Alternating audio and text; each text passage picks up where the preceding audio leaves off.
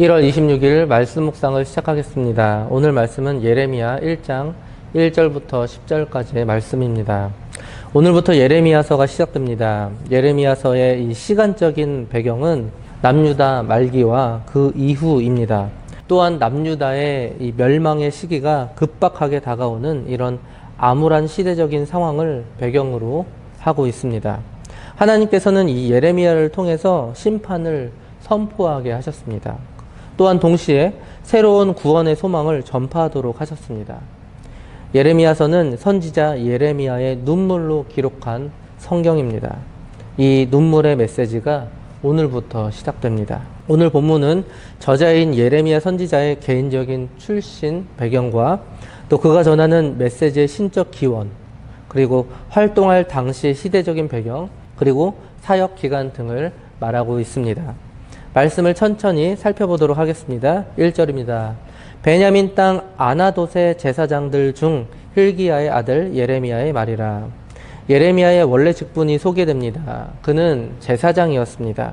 그런데 그 제사장이 선지자로 세워진 것이죠. 그런데 사실 제사장은 하나님의 일꾼된 직분으로 선지자의 임무와 크게 다르지는 않습니다. 왜냐하면 선지자의 직분 역시 이스라엘 백성들을 하나님의 율법에서 벗어나지 않도록 하는 임무를 가지고 있었기 때문이죠. 그런데 다시 말씀드리지만 그 제사장이었던 예레미야가 선지자로 세워졌습니다. 이것은 무엇을 의미할까요? 제사장은 사실 행동 반경이 성전을 벗어나지 못했습니다.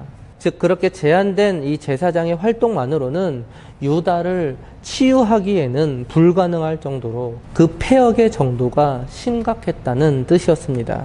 2절입니다.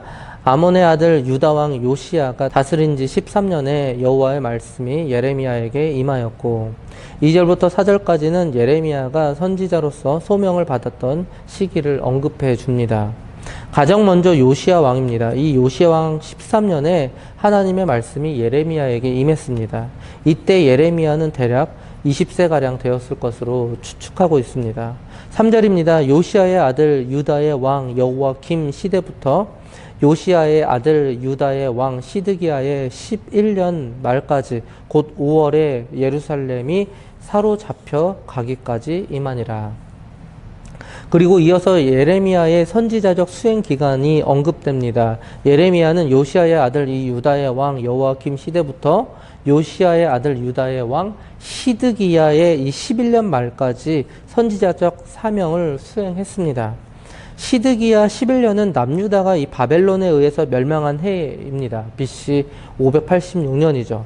따라서 이 예레미야가 선지자로 소명을 받은 시기가 BC 627년이기 때문에 그가 선지자로 활동한 기간은 대략 40년간이라는 것이죠. 그러나 사실 예레미야의 이런 선지자적 활동은 남유다의 멸망 이후에도 한동안은 계속됩니다. 그래서 실제적으로는 50년간 선지자 활동을 한 것으로 보고 있습니다. 곧 5월에 예루살렘이 사로잡혀 가기까지 임하니라. 예루살렘이 함락되고 난 다음 달이 바로 5월입니다. 이 예루살렘은 BC 586년 4월 9일 바벨론의 느부갓네살에 의해서 함락되었습니다. 그리고 그해 5월 7일에 시드기야 왕 이하의 모든 귀족과 백성들이 바벨론의 포로로 잡혀가고 예루살렘 성은 파괴가 됩니다. 4절입니다. 여호와의 말씀이 내게 임하니라 이르시되. 여호와의 말씀이 예레미야에게 임했다라는 말은 두 가지 의미를 포함하죠. 첫 번째, 예레미야의 이 예언은 단순한 그의 말이 아님을 말해줍니다. 바로 하나님의 말씀임을 말해주는 것이죠. 따라서 예레미야의 이 말씀에는 인간의 권위가 아니라 바로 하나님의 권위가 담겨 있다는 것입니다. 따라서 이 말씀을 유다 백성들이 들었을 때 순종해도 되고 안 해도 되고의 말씀이 아니라 마땅히 순종해야 하는 그런 말씀임을 분명하게 말해주고 있는 것이죠. 사랑하는 성도 여러분, 따라서 우리도 마찬가지입니다. 오늘날 하나님의 말씀이 우리의 귀에 들려올 때에도 그 말씀에 대한 분명한 출처를 우리는 명확하게 할 필요가 있다는 거예요. 한 개인의 말씀이라 생각하며 순종해도 되고 썩 내키지 않으면 안 해도 되는 말씀이라고 생각한다면 절대로 안 된다라는 것입니다. 두 번째, 이 말씀에 해당하는 이 히브리어 나바르는 말뿐만이 아니라 바로 행동까지, 그 행위까지 포함하는 단어입니다. 예레미야는 실제로 설교를 통해서뿐만 아니라 상징적인 행위를 통해서도 하나님의 메시지를 전달하였습니다. 하나님의 말씀이 오늘날 우리에게도 임하고 있습니다. 이 말씀은 단순히 우리가 입술로 하나님을 전하는 것에 국한되지 않습니다. 우리의 몸, 우리의 행동, 그리고 더 나아가서는 우리의 삶을 통해서 말씀이 선포됨을 의미합니다. 5절입니다. 내가 너를 모태에 짓기 전에 너를 알았고 내가 배에서 나오기 전에 너를 성별하였고 너를 여러 나라의 선지자로 세웠노라 하시기로. 모태에 짓기 전에 너를 알았고. 예레미야의 이 선지자적 소명은 그가 어머니의 뱃속에 생성되기 전에 이미 하나님의 계획 안에 있었다라는 거예요. 따라서 예레미야의 그 어떤 무엇도 그가 선지자적 사명을 받기 위한 도움이 될 수 없었음을 말해줍니다. 그의 삶은 오로지 하나님의 기쁘신 뜻을 위해서 살아가도록 창조되었음을 말해줍니다. 우리가 성도된 것, 그리고 하나님의 대제사장으로 부름받은 것 역시 이와 같습니다. 따라서 우리의 삶 역시 오로지 하나님의 기쁘신 뜻을 위해서 살아가야 합니다. 이 부르심은 하나님으로부터 위임받은 것입니다. 그래서 그 누구도 이 직분을 거부할 수도 그리고 부정할 수도 없습니다.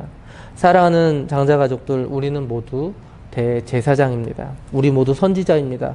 아니라고 부정하고 발버둥 친다 하더라도 이 직분을 절대로 벗을 수가 없습니다. 우리는 때로는 이 사명이 너무나도 무겁고 힘들다며 거부합니다. 그러나 사실 이 길은 모든 인생 가운데 최고의 길입니다. 내 영혼을 가장 살찌게 하는 길입니다. 은혜의 길입니다. 평강의 길입니다. 그리고 생명의 길입니다. 어차피 우리는 하나님의 이 같은 선택으로 부름받았으며 순종할 수밖에 없습니다. 우리는 이에 영원토록 찬양하며 감사해야 합니다. 우리가 선택할 수 있는 방법은 딱 한 가지입니다. 피할 수 없다면 즐기는 것입니다. 고통도 고난도 아픔도 즐기는 것입니다. 그 쓰디쓴 눈물의 끝에 최고의 열매가 반드시 우리를 기다리고 있을 것입니다. 6절입니다. 내가 이르되 슬프로소이다. 주 여호와여 보소서 나는 아이라 말할 줄을 알지 못하나이다 하니. 예레미야의 이 사명이 가볍지 않음을 누구보다도 예레미야는 잘 알고 있었습니다. 나는 아이라 문자 그대로 어린 아이를 가르친다라기보다는 경험이 없고 무지한 젊은이다 라는 그런 정도로 이해하면 될 것 같습니다. 그도 그럴 것이 바벨론, 애굽 등과 같은 대제국들을 상대로 하나님의 말씀을 선포한다라는 것은 예레미야에게 있어서 대단히 두렵고 떨리는 임무였을 것입니다. 뿐만 아니라 모압, 에돔, 다메섹, 블레셋, 암몬과 같은 이런 약소국이라 할지라도 이스라엘과 오랫동안 투쟁해온 그런 긴 역사를 가진 나라들이었기 때문에 예레미야에게는 역시 힘겨운 상대로 느껴졌을 것입니다. 그러나 할 수 없다 함은 사실 선을 넘는 행위입니다. 여러분, 일은 누가 합니까? 바로 하나님께서 하십니다. 예레미야는 단순히 전달자의 역할만 하면 됩니다. 일이 되고 안 되고는 그 책임은 모두 하나님의 몫입니다. 여러분, 우리도 마찬가지죠. 나는 부족해서 할 수 없다라고 합니다. 그러나 조금 솔직해졌으면 좋겠습니다. 부족해서 할 수 없습니다가 아니라 귀찮아서 또는 하기 싫어서 안 하겠습니다. 이게 더 옳은 말 아닐까요?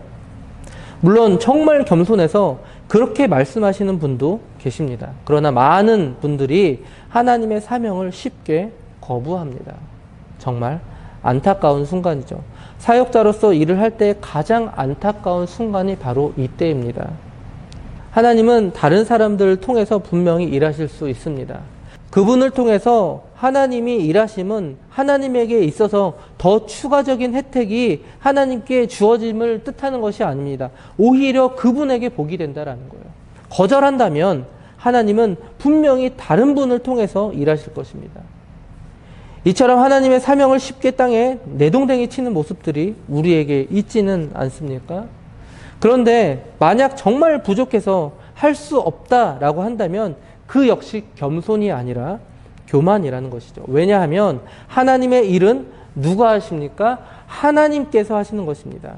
우리는 단지 그분의 손과 발만 되어드리면 되기 때문입니다. 7절입니다. 여호와께서 내게 이르시되 너는 아이라 말하지 말고 내가 너를 누구에게 보내든지 너는 가며 내가 내게 무엇을 명하든지 너는 말할지니라.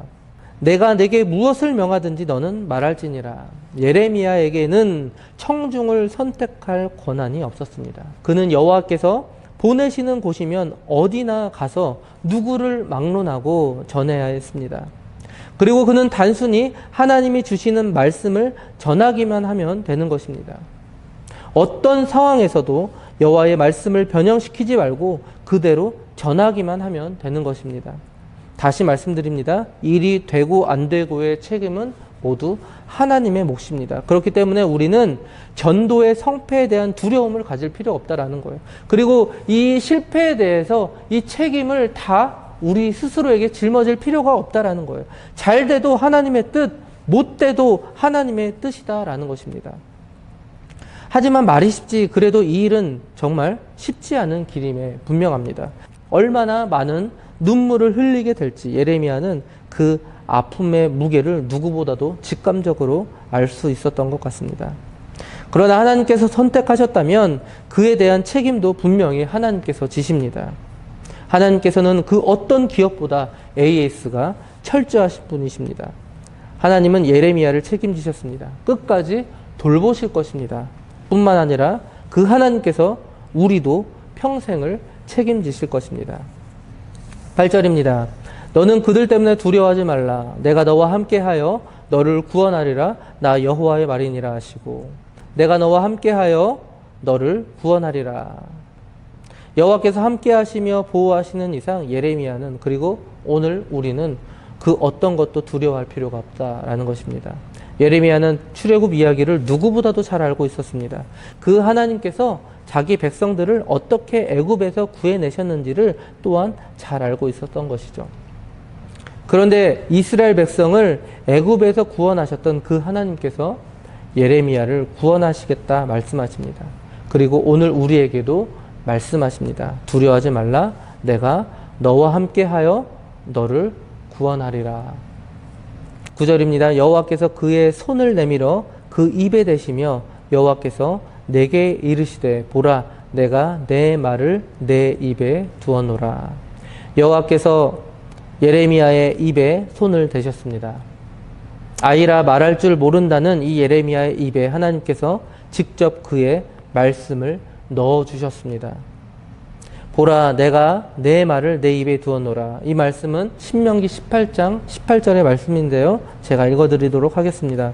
내가 그들의 형제 중에서 너와 같은 선지자 하나를 그들을 위하여 일으키고 내 말을 그 입에 두리니 내가 그에게 명하는 것을 그가 무리에게 다 말하리라. 하나님께서는 예레미야에게 확신을 심어주기 위해서 말씀으로 주셨습니다. 아마도 이 말씀을 통해서 예레미야는 더욱더 확신하며 힘을 얻을 수 있었을 것입니다. 마지막 10절입니다. 보라 내가 오늘 너를 여러 나라와 여러 왕국 위에 세워 내가 그것들을 뽑고 파괴하며 파멸하고 넘어뜨리며 건설하고 심게 하였느니라 하시니라.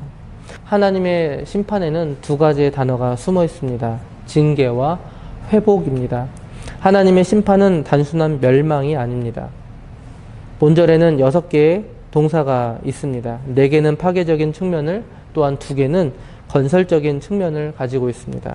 뽑고 파괴하며 파멸하고 넘어뜨리시지만 곧 건설하고 심게 하실 것입니다. 비록 예레미야의 예언이 심판 예언에 보다 치중되어 있지만 하나님께서는 이 심판 뒤에 비로소 당신의 나라를 세워나가실 것입니다. 말씀을 마무리하겠습니다. 하나님은 모태 짓기 전에 예레미야를 아셨고 그를 선택하셨으며 그를 선지자로 세워주셨습니다.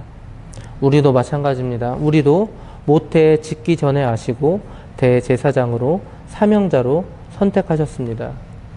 이 길은 하나님께서 임명하신 길이기 때문에 절대로 피할 수도 그리고 거부할 수도 없는 길입니다. 그리고 이 길은 매우 힘들고 어려운 길입니다. 그러나 하나님께서 우리를 선택하셨고 분명히 우리를 도와주실 것입니다. 그렇기 때문에 그 직분 또는 그 직무를 또는 봉사를 거절하거나 내려놓으면 절대로 안 될 것입니다. 하나님은 사람이 없어서 그 일을 우리에게 맡기신 것이 결코 아닙니다. 그분에게 은혜를 내려주시기 위해서 우리에게 바로 저에게 은혜를 내려주시기 위해서 우리에게 그리고 저에게 이 일들을 맡기신 것입니다. 오늘도 내게 주어진 그 사명에 충성하시기 바랍니다. 고통도 슬픔도 아픔도 주님을 위해서 기쁨으로 감내하시기 바랍니다. 그 눈물 뒤에는 최고의 열매가 맺게 될 것입니다. 오늘도 그 사명의 길을 기쁨으로 감당하는 저와 장자 가족들 되시기 바랍니다.